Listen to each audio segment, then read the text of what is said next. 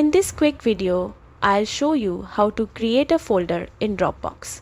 Once you log in, you'll land on your dashboard where all your files and folders are stored. Head over to the Files section. This is where your Dropbox content lives. Now look for the Create button. Depending on your layout, it might appear on the right side or inside a menu. Click it and from the options choose Folder. A small box will appear asking you to name your folder. Pick something clear and descriptive like work projects or family photos so it's easy to recognize later.